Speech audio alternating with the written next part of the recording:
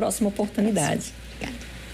E na segunda reportagem especial sobre o câncer de mama, hoje vamos mostrar como mutações hereditárias em genes podem aumentar o risco de câncer de mama. Mas ele pode ser identificado por testes genéticos, permitindo que medidas preventivas, como o acompanhamento mais rigoroso ou cirurgias profiláticas, sejam tomadas.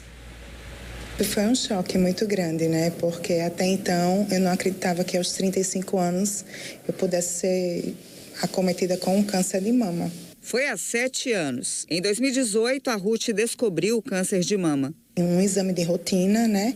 Eu fui numa ginecologista, ela solicitou uma ultrassom de mama e uma mamografia, que porventura não era para a idade que eu tinha, então não foi autorizado a princípio. Depois de uma insistência foi autorizado, mas infelizmente o diagnóstico veio como sendo um cisto. E eu só percebi que realmente era um câncer de mama depois de 6 meses, porque ele cresceu de uma forma que eu já sentia quando eu tocava na mama, porque ele foi para o lado de fora, vamos dizer assim, da pele. E quando eu cheguei na mastologista, ela já foi confirmando que não gostou do aspecto, do tamanho, do tempo que ele cresceu, que foi muito rápido. E saí de lá meio que com o diagnóstico mesmo que eu estava com câncer de mama. E os exames confirmaram. Posteriormente, eu fiz a biópsia. Ele já tinha cerca de 7 centímetros, ele estava bastante grandinho, né? E foi um impacto muito grande. Foi mais um caso na família. A avó e as tias também tiveram a doença em outra região. Quando eu descobri o câncer, eu também descobri que a minha família tinha uma herança e que a mutação genética vinha ao longo deles. Esse tipo de mutação, na verdade, ele atinge tanto a mama como os ovários. A minha avó faleceu de câncer, as minhas 2 tias faleceram com câncer no ovário e, infelizmente, foram percas assim irreparáveis por conta do câncer. E não parou por aí. Depois da Ruth, a filha dela também teve. E este ano, a irmã descobriu o nódulo. A minha filha, aos 21 anos, ela foi acometida. Ela fez também a retirada de uma mama. Em seguida, veio a minha outra irmã, que foi durante esse ano ainda. Ela foi acometida com câncer, também fez a mastectomia bilateral. E a minha prima, que também está no processo de quimioterapia agora, ela está na 4ª quimio dela, que o dela foi do ovário.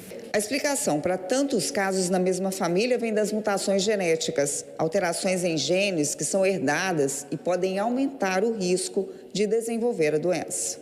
5 a 10% de todas as pacientes que têm um câncer de mama, elas herdam uma alteração genética ou do pai ou da mãe. Isso pode acontecer das 2 famílias. Nosso material genético é como uma biblioteca cheia de livros. Existem alguns genes que têm mais propensão, né? A gente fala principalmente para a mama, câncer de mama BRCA1, BRCA2 e no sul do Brasil o TP53. Então existem vários genes, mais ou menos 10 a 15 genes relacionados a esse risco para câncer maior. Ele está relacionado a câncer de mama, às vezes ovário, próstata em homens, pâncreas e vários tumores. Depende muito do gene alterado. A médica orienta que a melhor forma de avaliar o risco são os testes genéticos, que podem identificar a presença das mutações. A gente tem 2 etapas. A primeira é se a paciente já tem um diagnóstico oncológico. Então, pacientes com alto risco, câncer de mama jovem, alguns tipos de tumores raros, câncer de mama em homens, essas são indicações formais de uma avaliação e um acompanhamento com o geneticista.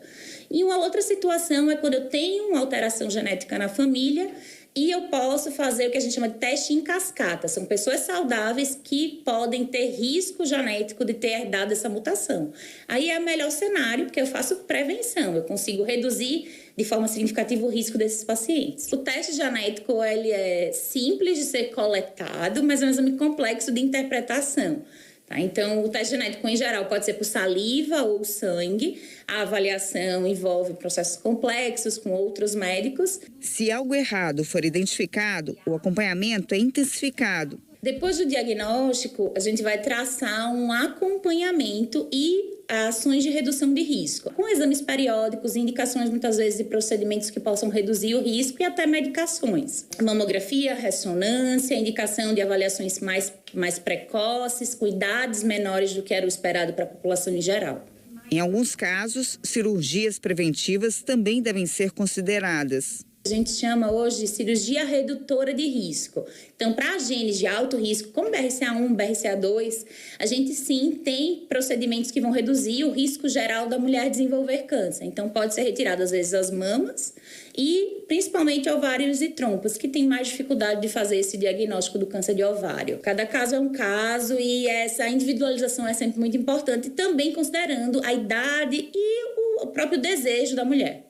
É a prevenção à frente da doença. Prevenção e diagnóstico precoce são os pontos-chave nesse acompanhamento da oncogenética. O autocuidado é essencial. Você está cuidando de si e está cuidando de quem você ama, né?